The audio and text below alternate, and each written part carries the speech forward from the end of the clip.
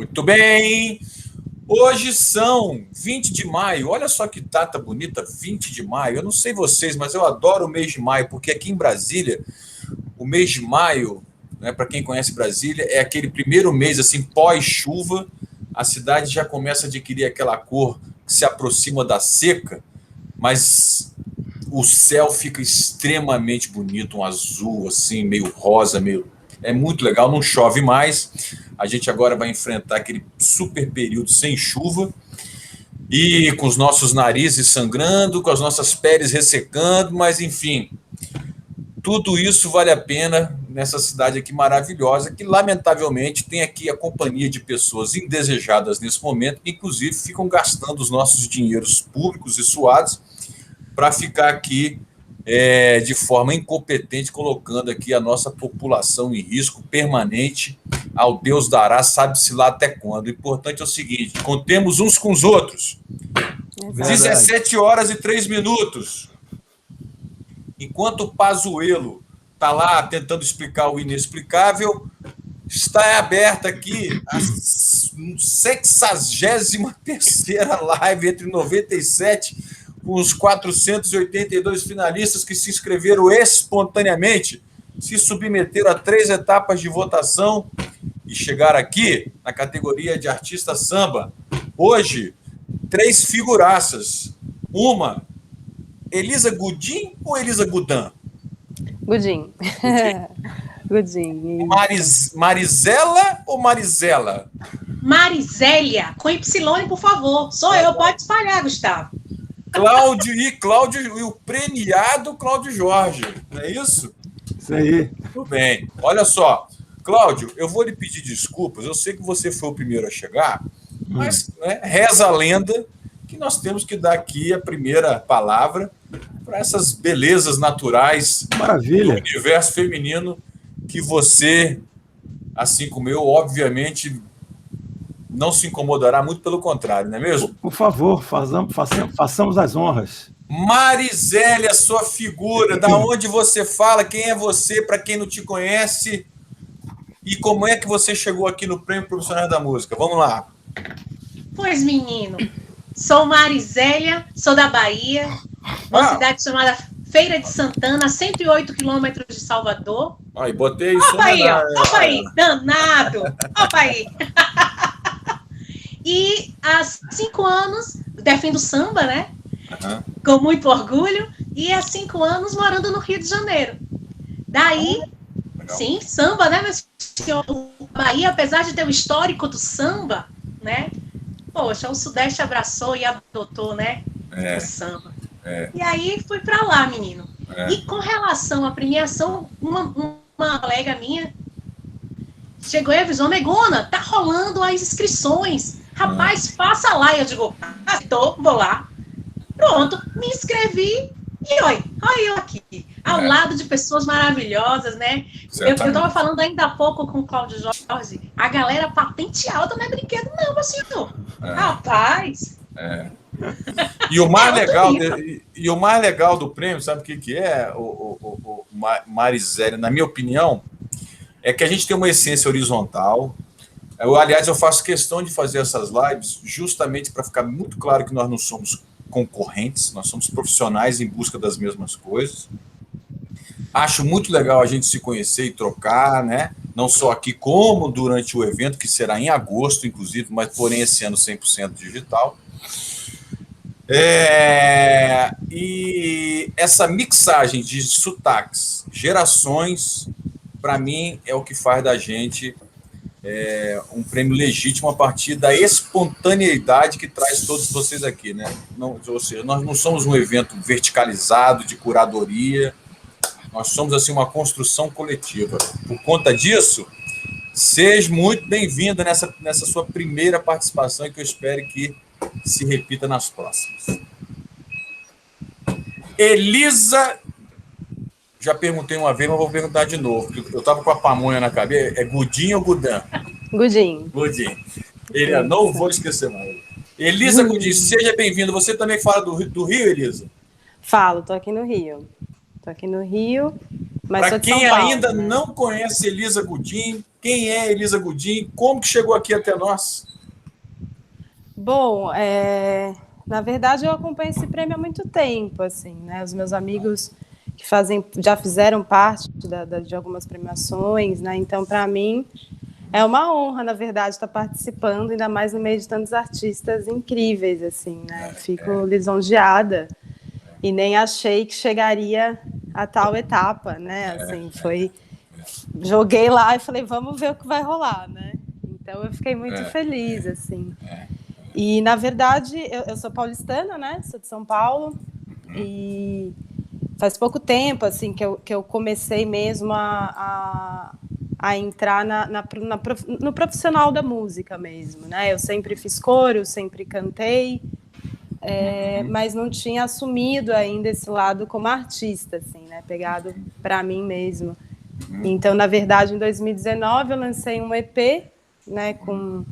Em homenagem ao compositor Elton Medeiros, né? Opa! Aqui do Rio, né? Que faleceu, acho que um mês depois que eu lancei, acho que menos de um mês que eu lancei o EP. E aí, na verdade, pensei em entrar no prêmio justamente por isso, assim, né? Eu fiz uma homenagem a ele com muito carinho, muito cuidado. Então, não foi nem na questão de representar o samba, assim, foi mais na questão de pensar que eu tinha feito um trabalho de samba, né? Então, achei que tinha tudo a ver.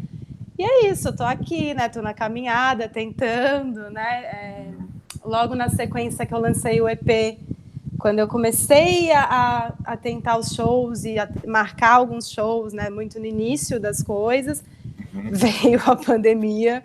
Então, assim, tudo que estava rolando, começando a rolar, deu essa brecada.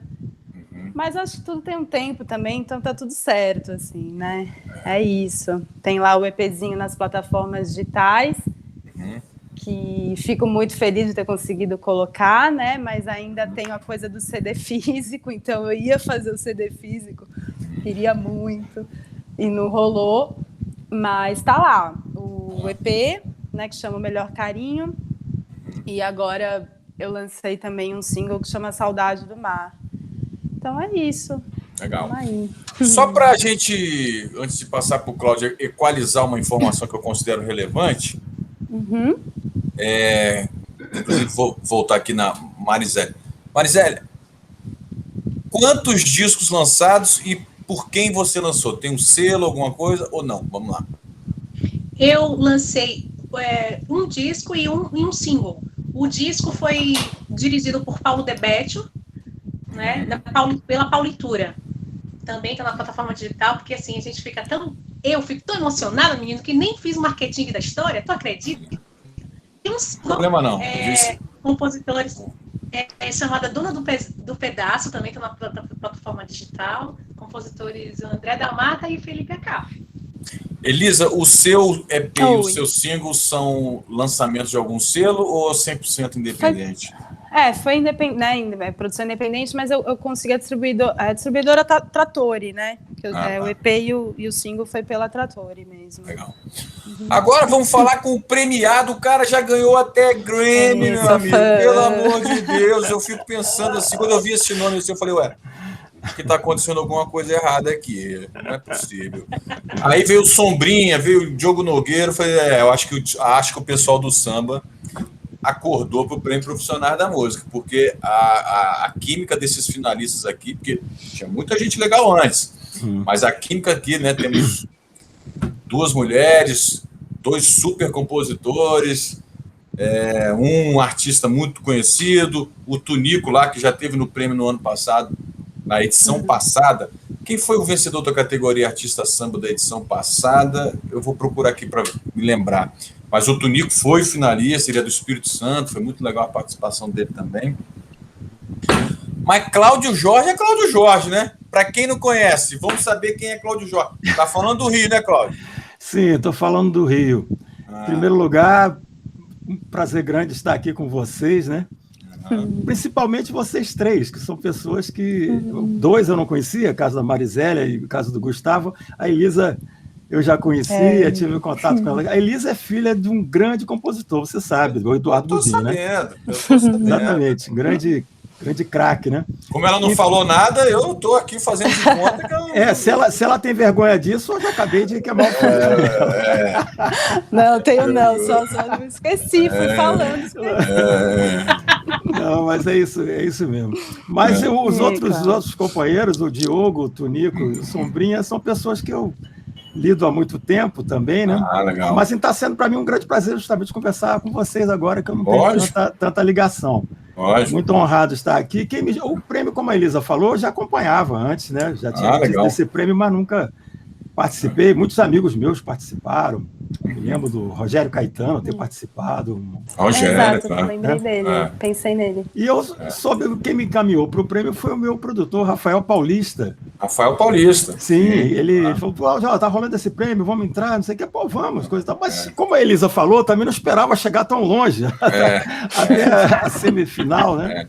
Você realmente, eu acho que você realmente não fazia por merecer, não, viu, Cláudio? Eu acho que pelo seu histórico e tal, não sei o quê, você realmente tem que levantar a mão pro céu. Obrigado. Mas é uma trajetória que realmente vem de bem longe, né? Esse último disco que eu lancei, que foi premiado, também foi uma comemoração dos meus 71 anos. Agora já são 72, né? Já passou esse tempo, né? Mas é uma trajetória basicamente de músico profissional, né? De produtor, de arranjador, e com uma carreira paralela de compositor e de intérprete. Eu lancei, acho que 6 discos como intérprete, uns 8 no total, dividindo com outras pessoas, dividi disco com Luiz Carlos da Vila, dividi disco com Augusto Martins, e fora os discos autorais, né? No caso do Grammy, eu já tinha sido indicado para o Grammy Latino no ano de 2000, com o meu disco Coisa de Chefe. Eu fiquei entre os finalistas. Aí depois eu ganhei como produtor numa faixa do disco da Martinalha que ela gravou. E ela ganhou o prêmio e os produtores também, consequentemente, Qual disco, ganham. Cláudio? Qual que é esse disco? Eu não me lembro o nome do disco, mas é uma faixa do Lupicínio Rodrigues, que era um pupurri do Lupicínio Rodrigues. Tá. E aí eu produzi essa faixa e ganhei o prêmio. E agora vi essa indicação, esse prêmio agora, uma amiga minha aí de São Paulo que disse, pô, Cláudio, você sempre esteve por ali, uma hora ia dar certo. Eu estava ali circulando, né? Então, são esses discos, tem a mesma história de parceiros também, né? Parceiro do João Nogueira, do Cartola, do Ney Lopes, Nelson Carvalho. São vários amigos conquistados ao longo desse tempo, né? Eu estou muito honrado de estar participando desse prêmio agora aqui também. Pô, cara, e olha, receber vocês três aqui, pô, vou te falar um negócio aqui, para mim também, eu vou usar o mesmo verbo aí que o Cláudio usou, que é real, o verbo não, a mesma qualificação. É uma grande honra aqui, eu acho, assim, né, eu que estou à frente aí dessa história aí desde o seu início, né? Afinal de contas, essa é uma criação minha, e uma realização da minha companhia. A gente veio assim construindo assim com muito carinho, principalmente do ponto de vista da credibilidade, né? Pô, a gente tem como presidente de honra do júri aí o Menescal. Aliás, assim, o Menescal, bom, para quem não teve o privilégio de conhecer, vale a pena conhecer essa figura, né? O Cláudio também conhece, né? Mas a gente tem 10 categorias que a gente vai fazer uma experiência esse ano, que são indicações do que a gente chama de conselho sensorial. São 20 personalidades da música que fizeram indicações para 10 categorias de conteúdo. Melhor álbum, melhor single, né? Não é de profissionais. Melhor jornalista, só tem assim, melhor jornalista do ano, melhor personalidade, melhor projeto de música surgido na pandemia, melhor live, coisas assim, né? Só que quando entra assim personalidade, e foram 20 pessoas que indicaram, aí tem assim... Tem o Gil, tem o Caetano, tem a Elza Soares, tem o Lenine, tem a Tereza Cristina, tem não sei o que. São pessoas que a gente precisa entrar em contato para saber se eles têm interesse, né, em participar disso, né? Porque nós já temos não só os finalistas, como também os vencedores do negócio, das categorias. E aí o Menescal, sendo o presidente dessa história toda, eu falei, Menescal, eu acho que eu vou precisar de usar o seu nome, para que o pessoal veja que esse prêmio tem realmente uma relevância, não sei o quê. O Menescal, ele me devolve assim, já com um áudio e um vídeo. Ó, você, quando você mandar sua carta, você também manda meu vídeo, meu áudio, dizendo que eu que estou aqui solicitando que as pessoas participem. Esse é o meu. É ótimo. Mas vamos lá. Samba. Eu sou carioca de Copacabana, toco bateria há 35 anos e comecei tocando bateria porque do lado do meu prédio, ali na rua Belfort Roxo, Copacabana, Praça do Lido, havia uma torcida do Flamengo que ensaiava nos anos 70 para ir para o Maracanã. E eu tinha 8 anos de idade, mais ou menos, e aí o cara do repinique chegava, a amante dele, ele, ô, moleque, pega aí o repinique, eu tenho que dar um mergulho. Aí, no dia seguinte, chegava o cara do reco-reco, ô, moleque, pega o reco-reco aí, porque chegou minha esposa, fechou o tempo. Aí vi o cara no dia seguinte, tamborim, ô, moleque, pega o tamborim aí, porque chegou não sei quem. E assim eu fui parar no Maracanã, em 1978, no Flamengo e Vasco, 1-0, gol do Rondinelli, tocando na torcida do Flamengo, vendo o Flamengo sendo campeão, eu falei, pô, esse daqui é o melhor negócio do mundo. Então, eu não posso dizer que eu nasci no samba, mas foi a música / samba que me trouxeram para cá. O que foi que colocou vocês no samba? Moças, por favor. Podem. Marizélia, como é que você se descobriu cantora e do samba? Ah, menino, manhã quando tava já, desde quando manhã estava grávida, entendeu? Os meus pais, eles são boêmios, então eles já e gostam muito de samba. E aí já vinham naquela de que se minha mãe empreasse e ia chamar Marizélia, o nome do meu pai é Maurício e minha mãe é Zélia, totalmente nordestino, né? Uniu, botou Y e ficou Marizélia, e que ia gostar de samba. Aí nasceu essa pessoa que vos fala, e o samba sempre me acompanhou, sempre, sempre, sempre, sempre. E aqui na Bahia a gente tem o samba de roda, né? Que graças a Deus foi tombado, patrimônio material. Então, assim, e eu sempre participei com os meus pais, reizado, roubado, samba de roda. Então, como é, menino? Me diga aí, como é que a pessoa não vai defender samba? Não tem pra onde correr, não, moço. E aí, desde sempre, o samba foi, né? Legal. Esteve comigo. Legal. E você, Elisa? Na verdade, papai? Não tem muito como fugir, né? Não adianta. Então, acho que tem muito esse lado, né, do meu pai, dele, né, ser um compositor de samba paulista, né, mas com muitos parceiros do Rio, né, a maioria, na verdade.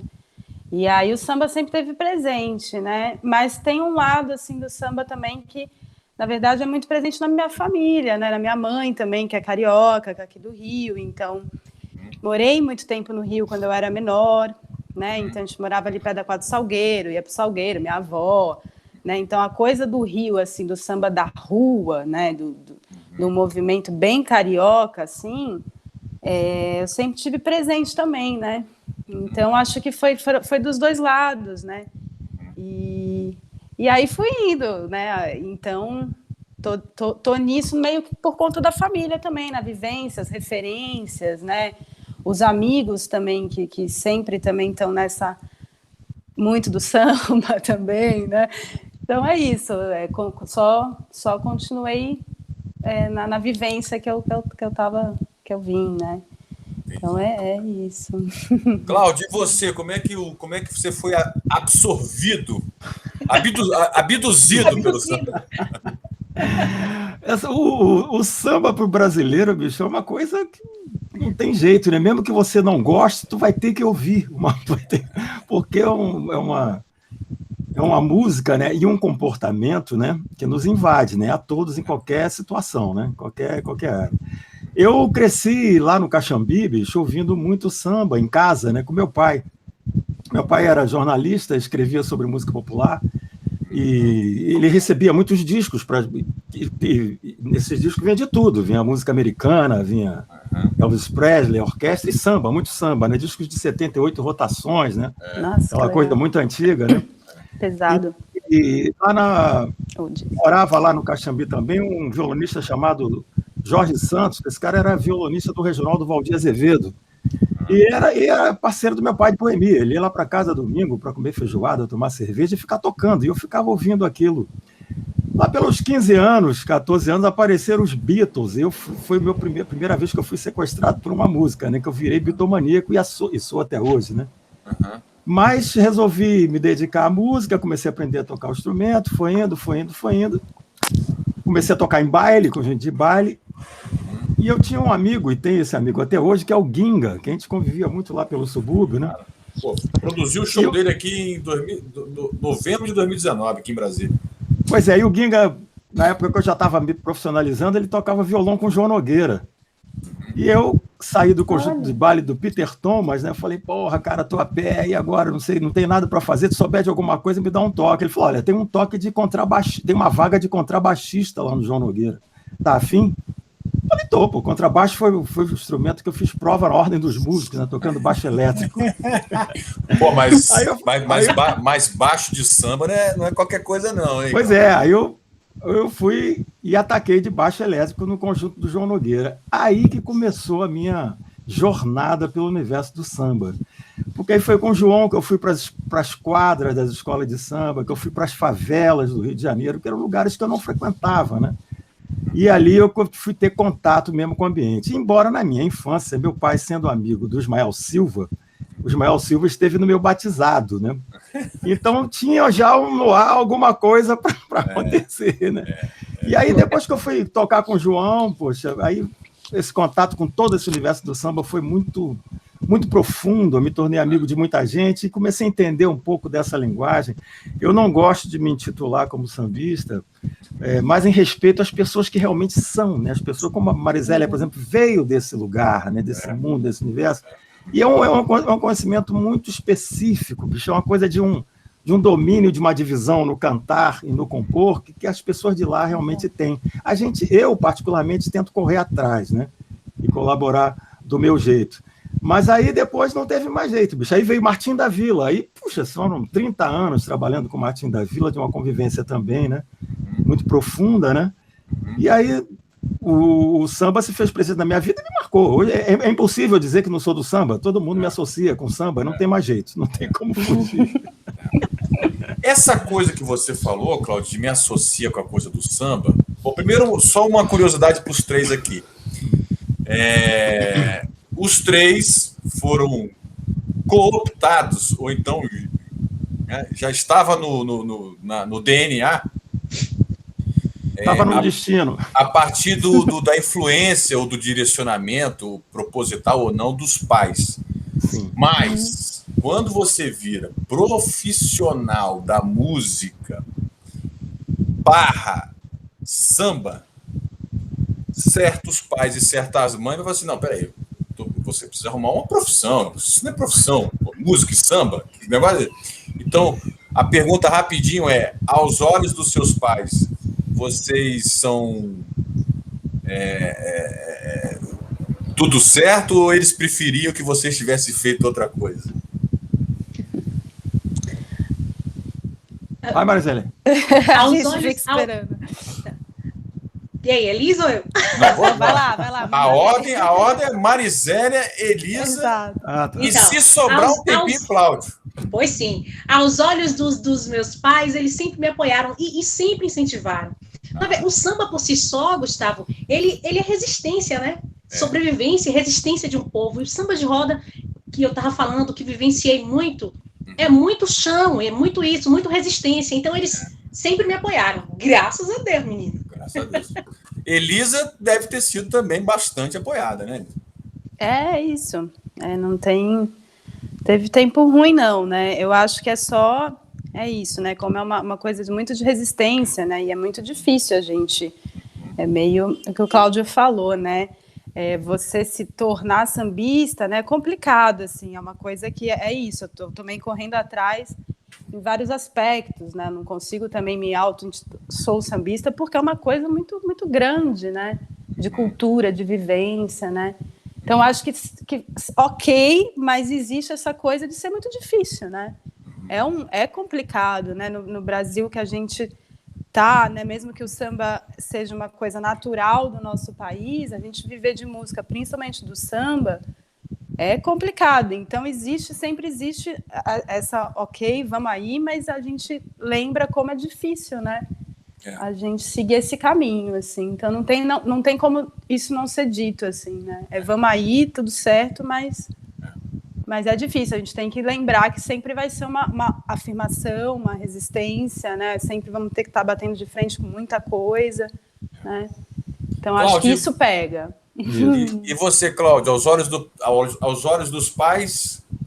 Olha, o meu pai, ele sempre incentivou de eu tocar um instrumento, né? Ele achou legal quando eu resolvi, mas ele falava o seguinte, ó, se você está querendo lidar com música, tudo bem, mas você tem que ter uma profissão. Minha mãe falava a mesma coisa para mim. Exatamente. Eu tentei fazer pré-vestibular, fazer arquitetura, eu estudei fotografia, estudei programação de computador, análise, essa coisa toda, decoração de interiores, tentei muitas coisas, mas o primeiro conjunto de baile que apareceu foi onde eu realmente deslanchei, né? Agora, eu consegui convencer o meu filho, né? Falei, olha, bicho, não faz esse caminho, não, tenha uma profissão paralela. E ele se formou em jornalismo e ele também é cantor, compositor, já lançou disco também, mas tem uma outra atividade que está salvando ele na pandemia. Ele está trabalhando com assessoria de imprensa, essa coisa, né? Então, eu daria esse conselho hoje que meu pai me deu, eu não segui, continuaria dando para os jovens. A música no Brasil, bicho, para você poder ser feliz com ela 100%, você tem que ter uma outra fonte de renda para garantir o negócio. Senão você vai estar sempre lutando com a sobrevivência, você deita sem saber como é que vai pagar o aluguel no final do mês, é uma loucura isso. Exatamente. É uma loucura porque nós somos, né, o Cláudio, Elisa e Marisele, nós somos o lado fraco da história, apesar de sermos o lado rico da história, né? Sim. Exato. Nós vendemos riquezas e colhemos o que sobra, né? Nessa relação mercadológica com contratantes, etc. Assim, todos nos querem desde que a gente fique com o que for possível, quando tem alguma coisa possível, que beira, na grande maioria das vezes, né, a humilhação. Isso não é um privilégio de Brasília, acontece no Brasil inteiro. E aí, sobre isso, vamos aprofundar, porque assim, a Elisa falou muito difícil. Eu estou vendo que nós estamos nos aproximando do interrogatório, né? Vai ficar pesado daqui a pouco. A Marisele falou, ressaltou a coisa da resistência, né? O Cláudio é o exemplo vivo da resistência, digamos assim. Mas vamos aqui, gente. Ó, o samba é a nossa, sem querer desmerecer os outros, mas a nossa principal célula cultural desse país, do ponto de vista da música. Eu acho que isso aí é uma coisa unânime, assim, né? Não tem como negar, né? Acho que está no DNA de qualquer brasileiro e de qualquer cidadão do mundo quando vê o Brasil, samba. Samba. Né? A gente tem gerações, né? E o Cláudio sabe disso melhor do que todos nós três aqui, gerações de autores assim, inesquecíveis, que são tratados como esquecíveis, né? Ou não são valorizados pela riqueza que proporcionaram como mereceriam. E aí, quando a gente chega aqui no 2021, vamos botar assim, até meio antes da pandemia, a gente entra numa disputa mercadológica, né? Em que o samba é aquela coisa velha lá, entendeu? Aquela coisa dos, né? Aos olhos da rapaziada. Só que aqui em Brasília, e acredito que no Rio também, a gente viveu aqui, um pouco antes da pandemia, assim, de uns 5 anos para cá, uma efervescência, um culto ao samba, né?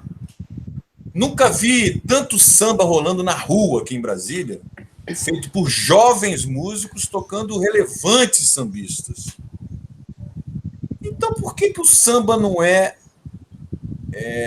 extremamente representativo do ponto de vista mercadológico, seja nessas lojas digitais, na visão do consumidor, satisfatório como deveria ser?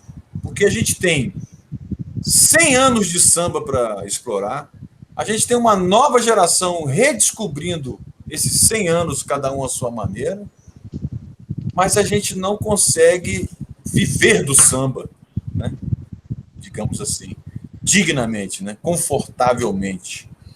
Eu queria que você me dissesse se isso é uma coisa que procede, se é esse momento, se vocês enxergam que isso é uma fase, se isso tende a se maximizar, ou a gente vai ficar nessa rivalidade aí com outros gêneros que não tem, na minha humilde opinião, a riqueza do samba, mas que estão assim extremamente mais consumidos aos olhos, principalmente dos jovens, que é o funk e o sertanejo aí. Como é que vocês veem o samba nessa disputa entre aspas, pela clientela ou pelo consumidor? Eu acredito, Gustavo, que não é disputa. Eu acredito que o que falta é uma, não sei, talvez seja a mercadológica da história, né? O estilo do funk, o gênero funk e o sertanejo, como você citou aí, eles, não sei se união é a palavra, eu acho que é a parte mesmo mercadológica, porque assim, vou citar aqui, o Fernando Sorocaba está no auge e que monta um escritório e que tem um novo talento que eles viram e aí eles trazem para o escritório deles e aí, tudo bem, claro, ninguém via de mão dupla, ninguém faz nada de graça, mas investe, mas de alguma forma está ali, como é que eu digo, arejando o estilo, né? Fortalecendo mais aquilo ali. Eu acredito que seja... Criando uma cena, né? Criando uma cena, sim. Eu acredito que seja isso aí. Mas uma cena que, vamos combinar, não é uma cena com a riqueza, por exemplo, de compositores, etc., do samba, né? E não é nenhuma... Prefiro comentar. E não é nenhuma riqueza estética, né? Porque é todo mundo parecido, né? Parece industrial, né? Acredito que é industrial mesmo. Mas, assim, eu acho que o que falta é isso aí, essa forma de que eles fazem, né? A mercadologia da história, né? Para um fortalecimento disso aí. Então você acha que tem uma desunião no segmento do samba? Como? Se eu acho... Você acha, então, que o samba ele é meio desunido, meio desorganizado, assim? Desunido? Eu não colocaria essa palavra. Não, eu estou falando assim, mercadologicamente. Isso aí. E você, Elisa? Bom, é difícil, né? Eu na verdade, assim, eu acredito que a gente concorda, né, que o samba muitas vezes não consegue entrar, né, nesse mercado gigante que existe hoje, né? Porque muita coisa mudou, né? Sei lá, antigamente, eu falo antigamente, mas eu não existia, né, ainda, enfim, mas assim, eu fico pensando que antes a gente tinha uma outra forma, né, vejo pelas referências que eu tenho, pessoas próximas, né, que antes existia um outro jeito, né? Tinha uma gravadora que de repente acreditava no seu trabalho e te ajudava, ao mesmo tempo que era ruim, porque talvez sua música ficasse com aquela gravadora, né, tendo posse em algum momento, mas também existia um investimento em cima daquele artista, né, na música brasileira. Então teve um momento muito forte disso que eu acho que hoje em dia a gente não tem, né? A gente não tem ninguém que invista na gente, que, né, as pessoas que estão aí nesse mercado gigantesco e famoso, né, eu digo assim, são pessoas que têm empresários, que têm um marketing, que têm verba, né? Então, assim, o samba ele vai ficando meio de escanteio, mas é engraçado, porque ao mesmo tempo é uma coisa da própria língua dele, né? Porque a gente também não aceita, por exemplo, eu dependendo de um empresário que vier para mim e me falar certa coisa, talvez eu não aceite, porque o meu intuito não é ficar, entendeu? Então, assim, tem uma via aí que eu acho que a gente ainda não conseguiu entender o que fazer, né? Assim, quando você diz desunião, eu também não penso que é essa palavra.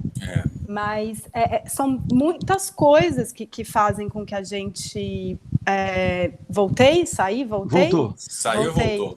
Exato. Você tá assim mexendo a mão, aí quando você mexe a mão, sua imagem sai. Aí quando você mexe, volta. Gente, a bateria do meu celular dura 20 minutos. Eu não sei nem como que ela tá aqui ainda, juro por Deus. Mas, assim, eu acho que são vários fatores, né? Então, a gente não tem um investimento, não tem um empresário, não tem isso que esses caras do sertanejo e de músicas feitas para se vender e fazer sucesso têm, né?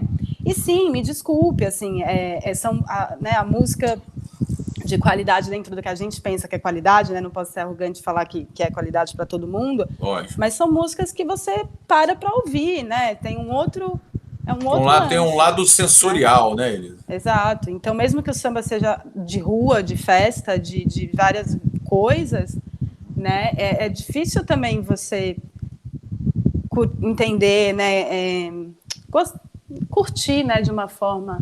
Enfim, é meio que isso, assim. Mas eu acho que as coisas... Eu acho que estava tendo um pouco antes da pandemia, né? Eu digo isso porque eu sou paulistana. Então, lá em São Paulo, por exemplo, estava tendo um movimento muito legal de rua.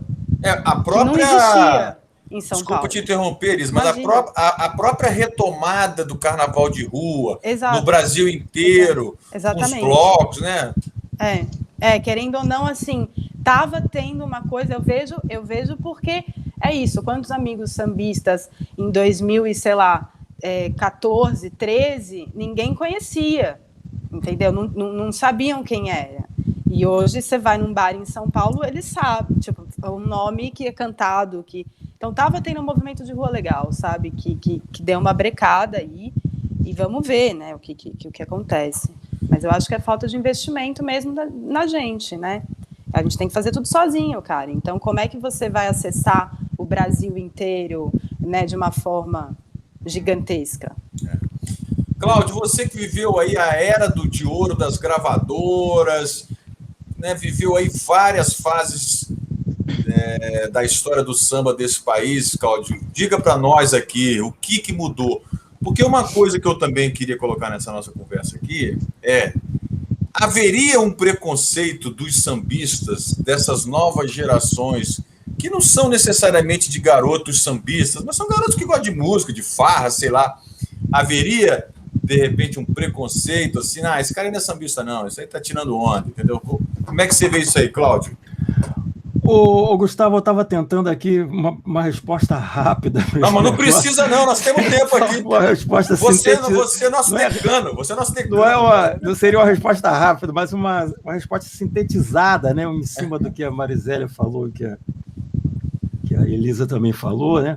Uhum. Mas provavelmente eu vou deixar uma brecha incompleta, porque eu não vou conseguir... Nem tem como, é claro. Isso aqui é teoria, a gente está falando aqui de uma... tese de mestrado, né?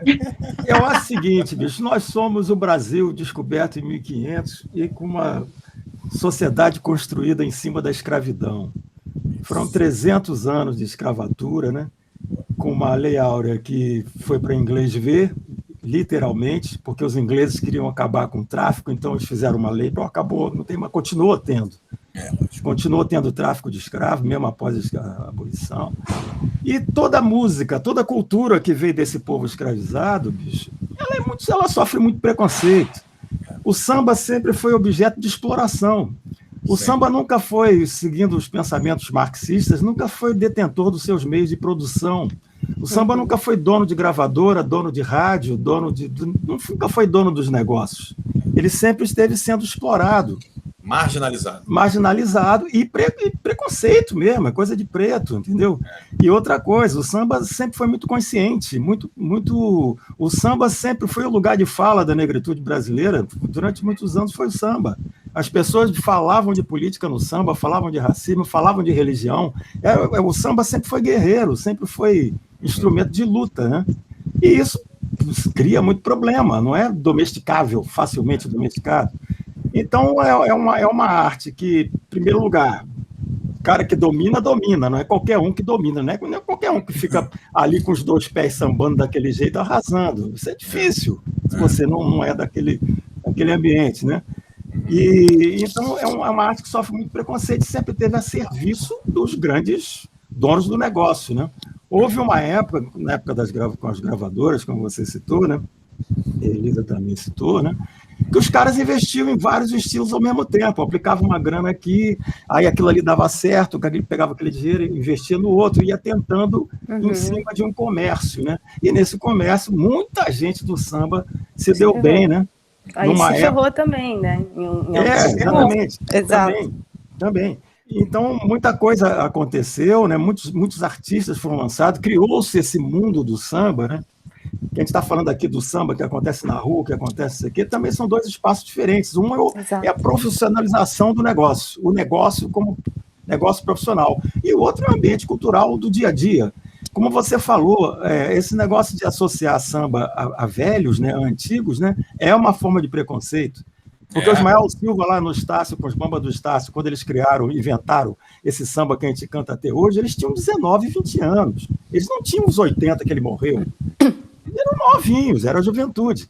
E tem uma juventude gigantesca cantando samba no Brasil inteiro, entendeu? Se aproximando do samba. Só que esse samba não tem os meios de produção que os outros estilos têm, né? Os artistas do funk, eu tenho certeza que são muito poucos que são donos do seu negócio. Aqueles são empresários que detêm os poderes e os direitos em cima dessas pessoas. Não é uma coisa do... O Martim da Vila, por exemplo, quando foi fazer o primeiro show dele, ele foi falar de dinheiro, o cara falou, ué, você recebe para isso? Foi a primeira observação que ele recebeu no primeiro show que ele foi vender, né? Que ele quis receber um dinheiro, né? E aí ele foi construir o escritório dele, ele tem o produtor dele, ele cuida do negócio dele, né? O Paulinho Pinheiro é dono da editora dele. Isso é uma raridade, é uma coisa que não é uma coisa moderna, vamos dizer assim, né? Que eu acho que esse mundo todo do funk, que é também uma expressão de revolução, de independência da juventude marginal brasileira, vamos dizer assim, né? Ela é super válida, eu respeito profundamente, mas eles também não são donos dos meios de produção deles. Eles não estão todos enriquecidos, igual jogador de futebol. Tem um monte de gente ganhando salário mínimo para jogar bola. Não é assim, né? Então, nós temos o samba, como ele é muito poderoso publicamente, né? Todo mundo gosta, todo mundo vai, todo mundo canta. Tem hora que ele resolve o problema. A última solução que o samba deu foi para o pessoal do Fundo de Quintal, Arlindo, Almig Neto, que virou uma onda, Sombrinha, Zeca Pagodinho, esses caras criaram uma onda e pronto, virou um grande negócio, um grande comércio, todo mundo tocando, todo mundo fazendo show, todo mundo vendendo, né? Daqui a pouco vem outra. Ele vai e volta, sempre vai e volta, e não morre nunca, né? Ô, Cláudio, dentro dessa coisa de vai e volta e não morre nunca, para vocês, e o pagode? Pagode é bem-vindo, pagode, sei lá... Bom, eu estou entendendo você falar pagode como esse ritmo mais vindo de São Paulo, é isso? Esse samba feito em São Paulo, né? Porque assim, a minha percepção é que o pagode, diferentemente do samba, quer dizer, existe uma diferença, né? Mas aí eu tô com o Ney Lopes, bicho. O samba tem, igual o Malcolm X falou sobre pretos, mulatos e moreninhos, né? São todos negros com vários matizes, somos todos pretos de vários matizes. O samba tem várias manifestações, o pagode é uma manifestação do samba, como a bossa nova. Eu concordo. Entendeu? Mas você acha que existe assim... Bom, você já acabou de me dizer que não, mas assim... Você percebe que existe algum tipo de competição entre pagode e samba? Tipo assim, aqueles caras são os caras do samba, eu sou do pagode. Olha, pode ser que para algum otário preconceituoso exista, mas eu não vejo o gordinho do samba, o gordinho do surdo, do conjunto Nosso Samba, trabalhou com todos esses grupos de São Paulo. Pô, todo mundo, ele é ídolo dessas pessoas, né? Muitos grupos, esses caras todos conhecem muito sobre o samba original, ali nas raízes, não são pessoas bobas, não. Se tem algum que pensa desse jeito, e é provável que tenha, né? Porque tudo ser humano, né? Mas é besteira, isso não existe. Esses caras criaram uma outra onda, um outro formato. Eu acho que pode ter tido até influência muito no negócio de gravadora, que antigamente tinha muito esse negócio, né? A gravadora sempre fez questão de misturar os ritmos para criar coisas novas, sempre querendo misturar o samba com não sei o quê, sambanejo, sambolero, samba jazz, samba rock, sempre misturando com alguma coisa para criar um novo produto que pudesse também ser feito por mais pessoas, né? Porque você pensar bem lá atrás, é muito difícil você pegar um Martim da Vila, assim, né? Um Ismael, assim, do mais atrás, né? Wilson Moreira, são compositores muito genuínos, né? Que não é para qualquer um. Falar em compositores, o Prêmio Profissional da Música, em todas as suas edições, ele tem assim uma frase ou um slogan que norteia os papos que nós vamos desenvolver durante o evento. Os workshops, as palestras, eles de uma certa forma eles têm como fio condutor uma pauta. E esse ano a nossa pauta, por conta inclusive da pandemia, eu que sou um militante do assunto direito autoral, decidi que seria do analógico ao digital, viva o direito autoral, para a gente chamar a atenção dessa coisa que não pode se perder de vista, que é a valorização de tudo que está a partir da criação dos autores do país. Pergunto para vocês, como é que está aí a renovação, como é que vocês veem aí o dia a dia dos autores do samba do Brasil? Tem muita renovação, tem muito samba bom sendo feito, o pessoal está ligado no seu valor, na sua rentabilidade, como é que vocês veem o mundo dos autores do samba aí nesse momento? Marisa?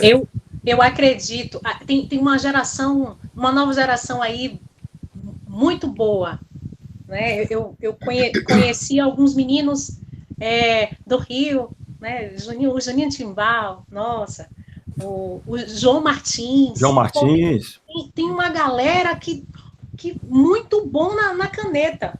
Não menosprezando de jeito nenhum os baluartes, porque, pelo amor de Nossa Senhora Santana. Mas, assim, tem uma galera, menino, boa na caneta, eu quero dizer.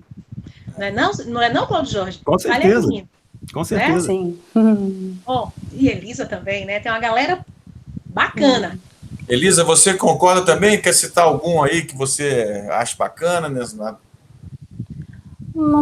Não, eu concordo, eu acho que tem renovação, na então. verdade, não para, né? Acho que toda essa galera nova tá, né? Eu mesma estou cantando samba, não componho, né? Mas tem muita gente que tá fazendo, principalmente aqui no Rio, né? Os meninos, todos os amigos. Agora, eu fico só pensando, né? Você chegou a esse final perguntando dos autores em si, né? Que eu acho que uma coisa que você falou do analógico, do digital e tal, que é uma coisa que eu fico pensando muito, como é que a gente, dentro dessa coisa digital, né, como é que a coisa vai para o autor, para o compositor, né, como é que ele é falado dentro disso tudo, né? Isso que já é uma vai. Coisa que eu fico... Isso já vai.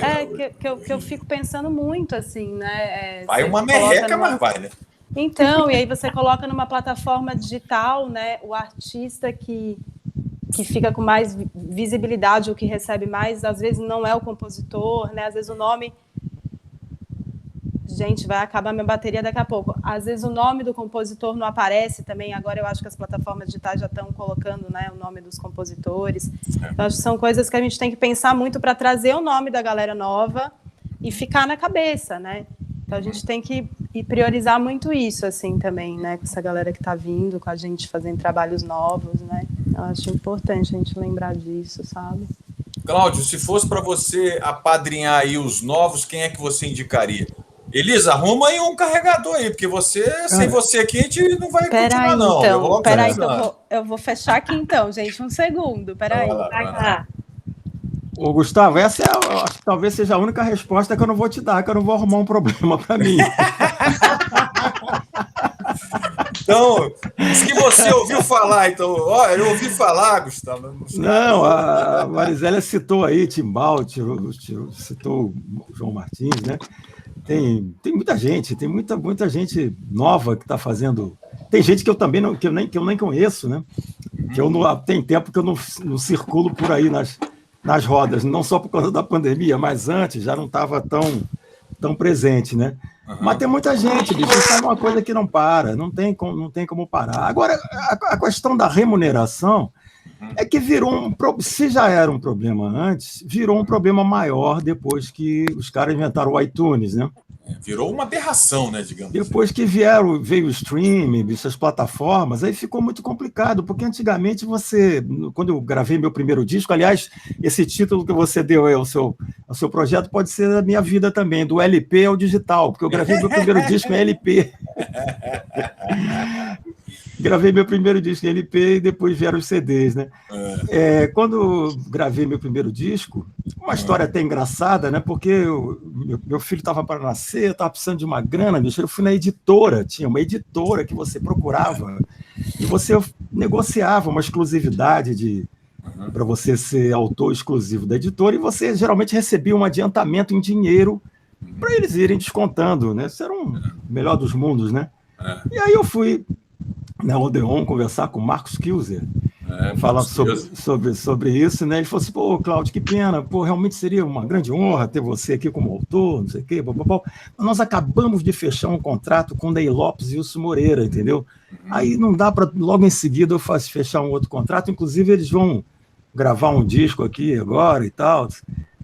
Eles vão gravar um disco, pô, que legal, coisa e tal. Então tá bom, Marcos, muito obrigado, coisa e tal. Aí saí da U1, peguei o ônibus, eu morava perto ali, peguei o ônibus, voltando. Aí no caminho eu pensei, vem cá, se os caras vão assinar um contrato de edição, porque vão gravar um disco, então por que eles não gravam um disco comigo, aí eu assino o contrato de edição? Isso é um pensamento completamente maluco, né? Eu cheguei em casa, liguei para o Marcos Kills e falei isso com ele. Ele falou, legal, volta aqui. Aí eu voltei. Aí eu fui contratado para a editora e para gravar um disco, né? Então eu recebi um dinheiro, aí foi aquela coisa, tudo tranquilo com relação ao nascimento do filho. Então você tinha essa realidade que hoje você não tem. Você não tem o disco suporte físico para vender, como você tinha antigamente, né? Você tinha uma execução de rádio também que era muito presente, tinha um programa do Fando que tocava samba, que tocava... Hoje você também não tem essa coisa. Então a única fonte hoje para quem está chegando é o streaming, e aí, como você falou, é uma merreca, é um absurdo, né? Uma coisa... É tão ruim que até o bilionário do Paul McCartney está reclamando agora desse negócio. Está querendo uma... Isso precisa mudar, e realmente precisa mudar, né? Agora, olha só, então assim, conclusão, né? A gente hoje tem todos os acessos do mundo e as piores rentabilidades possíveis. Exatamente. Que beira a humilhação. E é engraçado, porque quando você falou na conversa anterior, na verdade, essa ausência de força de negociação, né, essa coisa de não estar assim, participando dos meios de produção e comercialização, de produção não, mas de comercialização, faz com que a gente fique sempre assim, à deriva, né, ou à mercê das novas ondas comerciais. E nisso já se passaram muitos anos, mais de 100, porque a verdade, né, Cláudio, Marisélia e Elisa, é que quem constrói o hábito do consumidor de música é o engenheiro eletrônico, que para vender os seus aparelhos, né, o Telefunken, o cidadão da Sony, Steve Jobs com seu iPod, esses caras queriam vender aparelho. Aí bota a música. E bota a música com essas rentabilidades pífias aí, né? E a gente aceita. A gente aceita, isso aqui é incrível, né, velho? A gente vai a reboque, né? Agora, a gente aceitava porque tinha o show. O show, eu vou falar com o meu público direto, não sei o quê. Só que, primeiro, não tem show para todo mundo, e agora, com a pandemia, não tem show para ninguém. Exato. Então, quando o cara agora se viu assim, o que é, qual é o valor do que eu realmente produzo e faço, e ele vê que é quase nada, eu espero que essa pandemia sirva para as pessoas se tocarem. Opa, peraí, esse negócio existe graças à minha criação, à criação do Cláudio, mas meu canto. Isso tem que estar em primeiro lugar. Se depois dessa pandemia a coisa voltar como era antes, certamente ela só vai voltar pior. Essa vai ser a novidade, né ou não é? Muito bem. Com certeza. Verdade. Vamos. Eu agora entrei nesse raciocínio aqui, quer dizer, vocês são os entrevistados e eu que estou aqui fazendo raciocínio. Eu tinha uma pergunta já na... sim! Minha pergunta era essa. Que já é assim, né? E aí, gente? Vê a pandemia, e aí? Qual é o futuro das vidas e dos projetos de vocês? Já pensando, se Deus quiser, esse Zé Mané que mora aqui a 3 quilômetros de mim, permitir, o que se depender dele, ele não vai permitir, né? Zé Mané é elogio. É isso que eu ia falar. Zé Mané é ótimo. Se fosse Zé Mané, tava bom. Com essa coisa desnecessária para a humanidade, né? O que vocês estão pensando aí para as carreiras de vocês aí, de uma forma otimista, como só nós, pessoas da música, conseguimos permanentemente ser? Vai lá, Marisélia. Pois, menino, com a pandemia, veio essa questão da gente se ligar mais na internet, né?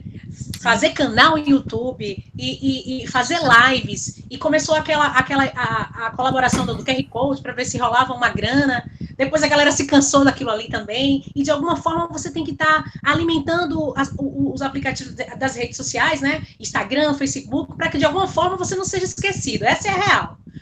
E ter a esperança de que isso, o mais rápido possível, acabe. Nada não, já tem 1 ano e lá vai, quase 2, né? Caminhando aí. E acredito que esse ano a gente também não vai ter a chance de fazer uma aglomeração, não é? Não vai.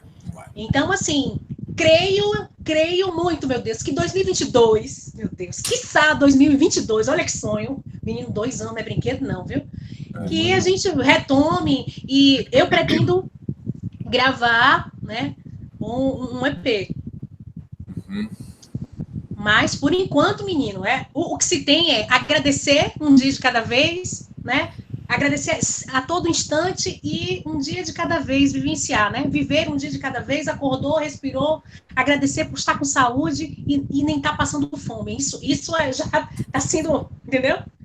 E o que a gente tem hoje é o quê? A arte, as lives, né? Para a gente tentar acalentar, né? E o ouvir, na verdade, está sendo o nosso novo abraço. É muito legal. É isso aí. Senhora Elisa, e você? Qual é o curto, médio e longo prazo, se Deus quiser, movido a abraços? Vai lá. Acho que assim, a longo prazo, né, não consigo pensar muito, né, é o agora mesmo, né, eu consegui lançar esse trabalho agora, que é esse single Saudade do Mar, que é uma música de um amigão meu, Bernardo Diniz, aqui do Rio, que foi a única coisa, assim, na verdade é isso, eu tenho muita dificuldade com a internet, assim, de fazer live, também por quê? Porque eu não toco. É chato, né? Vamos falar claro, né? É chato então, pra caramba assim, esse negócio de live, né? Não, eu acho que é o que está salvando, assim, eu entro em lives que eu choro, que eu realmente, tipo, entro como se fosse um show, mas, assim, Elisa, eu tenho essa dificuldade mesmo, então, assim, a forma que eu consegui, nesse momento, me movimentar dentro da música foi gravando uma música que me pegou mesmo, que foi essa música que eu fiz agora, né, que é do Bernardo e eu gravei. Mas, assim, eu fico pensando, né, assim, a longo prazo, claro, eu tenho projetos na cabeça que eu gostaria de voltar, né, que é a homenagem ao Elton Medeiros maior, né, tento patrocínio ou algum edital desde o EP que eu lancei em 2019, e é muito difícil, então, assim, não tem verba, né, para fazer as coisas. Esse EP que eu fiz agora, esse single que eu fiz agora, eu tirei sei lá da onde, então, assim, é isso, né, mas eu sinto que de verdade, assim, a única coisa que eu penso é que eu acho que a gente vai, depois disso tudo passar, eu realmente acredito, assim, que a arte vai vir com uma força muito grande, assim, sabe? Eu acho que vai ter um movimento dentro da arte que vai ser falado depois de muito tempo, assim, porque a gente vai voltar com muita vontade de trocar, de estar junto, né? E eu acho que o que eu percebo, assim, é que todos os espaços estão dialogando mais, isso eu percebo, as pessoas estão mais abrindo espaço para outra, fazendo vídeos com pessoas que ela nunca tinha imaginado em trabalhar, né? Então, assim, eu acho que é difícil a gente estar passando pelo que a gente está passando, mas vai vir um movimento dentro da música que vai ser bonito pra caramba, sabe? Então, eu acho que é isso que eu penso. Eu tô deixando pra gente, porque a gente também não pode se cobrar a fazer coisas, a entrar numa loucura. Tem que ser tudo muito genuíno nesse momento pra gente ficar bem, sabe? É lógico. Assim, eu concordo com você totalmente. E assim, não é que live é chato. Eu, por exemplo, acho isso aqui que a gente está fazendo, a mim, a salvação. Melhor horário do dia para mim é 5 horas da tarde, entendeu? Aqui em casa, minha esposa, que faz inclusive assessoria de imprensa do prêmio, ela falou assim: Gustavo, você vai fazer 97 lives durante 97 dias. É live pra caramba. Assim, mas é para minha sanidade mental, é uma questão de saúde. Por quê? Primeiro porque eu acho que eu cumpro com uma coisa que sempre foi a causa do prêmio, que é o encontro, o compartilhamento, né? E segundo, eu tenho que pensar um pouquinho em mim também. Então, assim, eu saio todos os dias daqui absolutamente enriquecido, renovado e reenergizado. E hoje eu posso dizer para vocês aqui, não existe uma pessoa assim, mais em dia, com um pensamento coletivo sobre o que é ser profissional da música do que eu. Isso é um privilégio, né, de estar conversando com tanta gente legal. Cláudio, e você, meu querido? Quais são os seus planos aí? Curto, médio e longuíssimo prazo, se Deus quiser. Longuíssimo prazo já é um pouco exagero. Mas eu acho que o importante, como disse o Paulinho Pinheiro, é que a emoção sobreviva, né? A gente tem que ter esperança, e não só esperança, não é esperança de ficar esperando aquela coisa babaca, não. Mas é um otimismo mesmo que a nossa profissão nos propicia, né? A pessoa que é compositora, que é cantora, bicho, lida com a emoção o tempo todo e sempre pensando que vai dar certo. A gente não faz nada para dar errado. Não vou dar um tiro naquele bicho para matar ele. Isso não faz parte do nosso negócio. Nosso negócio é fazer alguma coisa legal, né? Para passar para frente para as pessoas e afagar os corações e mexer com as mentes, essa coisa toda. Então, acho que a pandemia é uma tragédia incrível no mundo inteiro, uma coisa absurda, com requintes de crueldade aqui no Brasil, né? Que nos dificulta muito estar pensando otimistamente e tal, e fica você o dia inteiro bombardeado com notícia muito ruim, né? Não só por conta da pandemia, como os comportamentos sociais estão muito degradados também, tem muita coisa ruim sendo incentivada, né? E além desse número cavalar, né, bicho, de mortes e internações... 440 mil... Isso é um absurdo. É um absurdo. Então é difícil você, nesse momento, você pensar em plano de carreira, né? Preso em casa, né? Ficando em casa o máximo possível, né? E pensar. Mas acho que, como disse o meu analista, quando eu fiz análise há uns 40 anos atrás, né? Quando a situação de ficar difícil, bicho, para e arruma as gavetas. E eu acho que é uma coisa que eu tenho feito muito, né? Eu reorganizar meu acervo, ver minhas coisas, retomar as parcerias que estavam meio paradas. Estou fazendo música de novo com o Ney Lopes, fiz com o Zé Paulo Becker agora. Meu primeiro parceiro, Ivan Vrig, estou reorganizando um material que a gente tem de inéditas e procurando, como a Marisélia falou, né, se adaptar a uma realidade. A realidade é o Instagram, é o Facebook, é o YouTube. Você tem que estar ali fazendo coisas mesmo para não ser esquecido, né? Porque é o canal de visibilidade que tem hoje em dia, fora das grandes mídias, né? Mas eu acho que a gente vai também tendo uma oportunidade de criar uma outra realidade que a gente não sabe qual é. Eu acho que o processo é que vai nos levar a um novo formato, novo normal, não sei, mas um novo formato de sobreviver da profissão, né? Acho que esse processo que a gente está vivendo vai nos dar essa luz, vai nos dar esse momento. Esse encontro de conversa, por exemplo, aumentou muito, né? Você conversar com as pessoas que no dia a dia você não fazia. E a internet está facilitando isso, né? Esse papo, né? Então, eu estou com alguns projetos que foram interrompidos por causa da pandemia, esperando para retomar, né? Para sair, para gravar. São 2 projetos de disco com parceiros, né? Com amigos, né? Um com Augusto Martins, outro com o Ginga. Essa história do LP, o Samba Jazz Raiz premiado agora com o Grêmio, vai ser lançado em LP pela News Records. Vai sair um LP ainda esse ano pela News Records, né? Tem os meus projetos de publicar um livro de crônicas que eu gosto de escrever, que eu tenho aí o meu lugar de fala no YouTube, né? Falando sobre assuntos gerais. E é isso. Continuar compondo e vendo o que acontece, né? Eu acho que a remuneração, ela vai... Talvez a pandemia tenha criado uma nova realidade de remuneração, que ainda não está solidificada, não está ainda clara, mas eu acho que vai pintar. Eu acho que vai acontecer. Bom, já são 18 horas e 5 minutos. Nossa. E eu queria saber como é que passou rápido, né? Dizer que o prêmio ele vai acontecer de 11 a 15 de agosto. Ele é um pacote grande de atividades, de falas, e as suas cerimônias de premiação dia 14 e 15, que é um sábado e domingo, se Deus quiser. Ele há de querer. A gente faz questão de proporcionar uma grande felicidade para essa categoria tão abalada nesse momento tão trágico da humanidade. Mas, olha, conversar com vocês é uma luz do começo, no meio e no fim do túnel, pelo menos para mim, porque estamos aqui todos assim, dentro da realidade, lúcidos, conscientes, né? Exatamente. E além disso, fazendo projeções assim super otimistas e positivas. Eu sou da mesma falange de vocês. Mas tem uma coisinha que eu preciso fazer antes da gente se despedir. Porque nós estamos fazendo um filmezinho onde eu colho aqui, escrito e no vídeo, uma opinião de vocês sobre o que é ser profissional da música, né?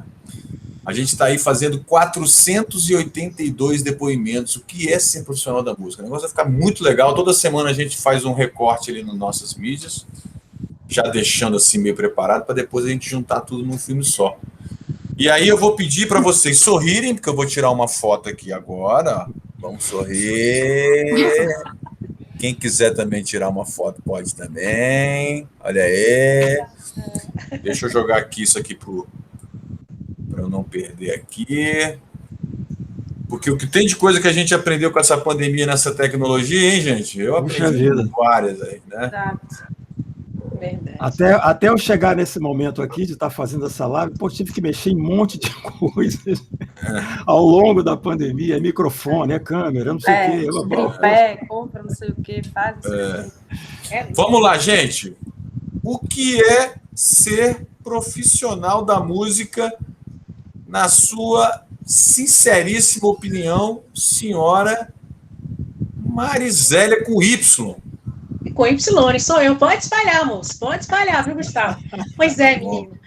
Eu acredito que ser profissional é você ter a sua verdade e tocar o outro.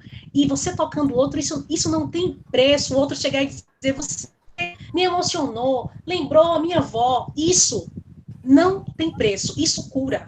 Eu acredito que é isso. É você passar a sua verdade. E isso transforma, cura também. Muito forte, hein? Muito bem. Senhora Elisa. Eu acho que ser profissional da música é você trazer o seu olhar, né, para o mundo, trazer o seu olhar para tentar, né, levar para o mundo uma coisa nova, né, mudar o mundo com formas dentro da arte, né? Você resistir, você acreditar, né? Lutar contra tantas coisas assim, para no fim achar que alguma coisa vai mudar, né? Para trazer um olhar novo, um caminho, né? Então eu acho que é isso, é acreditar no ser profissional da música, é isso, é acreditar num novo olhar das coisas, né? De um mundo, sei lá, bem mais para isso para mim. Agora, para fechar com acorde de ouro, Cláudio Jorge. Bom, ser profissional da música, em primeiro lugar, é o prazer de ter realizado o meu sonho de infância, né? Quando eu escutei pela primeira vez os Beatles, eu disse, eu quero viver disso. E eu consegui viver disso. Em segundo lugar, ser profissional da música é viver na mais deliciosa corda bamba, a incerteza de tudo. Eu não troco isso por nada. Falou, poeta, hein? Falou, poeta. Voltou para lá, meu senhor. Alto nível, viu? Menino. Olha, são 18 horas e 10 minutos. Eu queria concluir aqui usando uma frase que eu quase já usei aqui em outras lives, que inclusive é de um baiano, viu, senhora Marisélia? Um baiano publicitário chamado Nizango Anais. Uhum. Certa vez um sujeito virou para ele e falou assim, ô Nizam, aprende, meu amigo, o dinheiro é que traz felicidade. E o Nizango Anais falou assim, olha, eu acho que você está enganado. No meu caso, é a felicidade que traz o dinheiro. Isso. Logo, fiquem vocês com essa frase do Nizango Anais e que ela sirva de uma inspiração aí para todos nós daqui para frente, porque nós aqui que somos do setor artístico, cultural, musical, precisamos de dinheiro, mas desde que seja a partir das nossas satisfação das nossas verdades, felicidades e realidades. Sim. Muito obrigado por esse momento de poesia pura, lucidez, clareza, consciência. Obrigada a você, Gustavo. Eu só tenho a agradecer. Satisfação retada de conhecê-los. Ó, forte amplexo baiano. Axé. Amanhã essa live vai estar lá no nosso YouTube, tá? Tá. Força para vocês, saúde, vacina para todo mundo e vamos sobreviver a essa dificuldade humanitária e deixa esse cidadão para lá que ele vai pagar o preço dele ainda. Um beijo, Elisa, um beijo, Marizélia. Cláudio. Parabéns, Gustavo. Precisamos desses prêmios para nossos afagos. Precisamos muito dessas premiações no Brasil. Legal. Parabéns. Tchau, gente. Prazerzão. Tchau.